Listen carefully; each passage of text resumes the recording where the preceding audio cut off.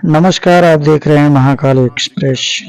अयोध्या में राम मंदिर के बाद अब वाराणसी की ज्ञानवापी मस्जिद और मथुरा की शाही ईदगाह को लेकर विवाद छिड़ गया है।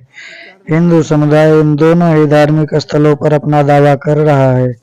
हाल ही में वाराणसी कोर्ट ने ज्ञानवापी में हिंदू पक्ष को पूजा का अधिकार दिया, जिस पर मुस्लिम पक्ष ने कड़ी आपत्ति जाहिर की।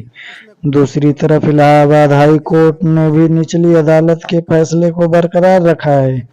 इस बीच बीजेपी सांसद हरनाथ सिंह ने पूजा स्थल एक्ट 1991 को खत्म करने की मांग की है। हरनाथ सिंह ने राज्यसभा में इस मुद्दे को उठाते हुए पूजा स्थल एक्ट को खत्म करने की मांग की है। उन्होंने कहा कि ये एक्ट संविधान में वर्णित समानता और धर्मनिरपेक्षता के सिद्धांतों का उल्लंघन करता है, जो संविधान की प्रस्तावना और उसकी मूल संरचना का अभिन्न अंग है। देखिए क्या बोले श्री हरनाथ सिंह यादव।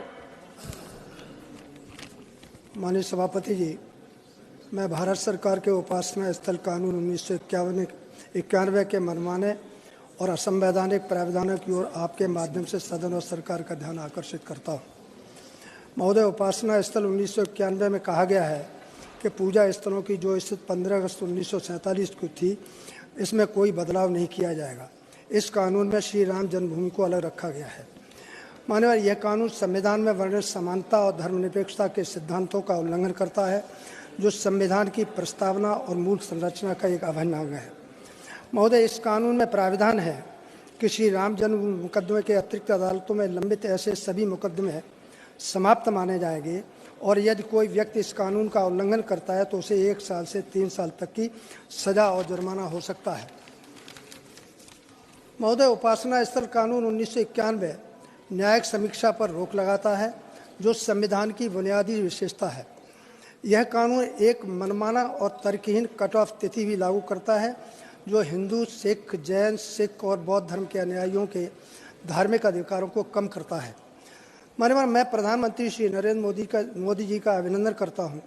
उन्होंने कहा कि आज़ादी के बाद जो लोग लंबे समय तक सत्ता में रहे, वे पूजा स्थलों की महत्ता को नहीं समझ सके और उन्होंने राजनीतिक फायदों के लिए अपनी ही संस्कृति पर शर्मिंदगी होने की प्रवृत्ति स्थापित की।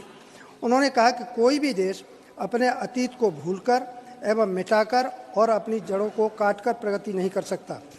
महोदय, इस कानून का स्पष्ट अर्थ यह है कि विदेशी आक्रांताओं द्वारा तलवार की नोक पर ज्ञानवापी और भगवान श्री कृष्ण की जन्मभूमि सहित अन्य पूजा स्थलों पर जो बलात् कब्जा किया गया, उसे विगत सरकार द्वारा कानूनी रूप से सही ठहरा दिया गया है। माननीय, यह कानून मर्यादा पुरुषोत्तम राम और भगवान श्री कृष्ण के मध्य भेदभाव पैदा करता है, जबकि दोनों ही भगवान विष्णु के अवतार हैं। महोदय, यह स्थापित तथ्य है कि समान कृत्यों और समान परिस्थितियों के लिए 2 कानून नहीं हो सकते। दूसरे, कोई सरकार किसी भी नागरिक के लिए न्यायालय के दरवाजे नहीं बंद कर सकती। महोदय, यह उपासना स्थल कानून पूर्णतः अतार्किक, असंवैधानिक है। हिंदू, सिख, जैन और बौद्धों को संविधान में प्राप्त धार्मिक अधिकारों का हनन करता है, जो देश के सांप्रदायिक सद्भाव को तोड़ रहा है। अतः मैं आपके और सदन के माध्यम से देश हित में इस कानून को अविलंब समाप्त करने की मांग करता हूँ। धन्यवाद।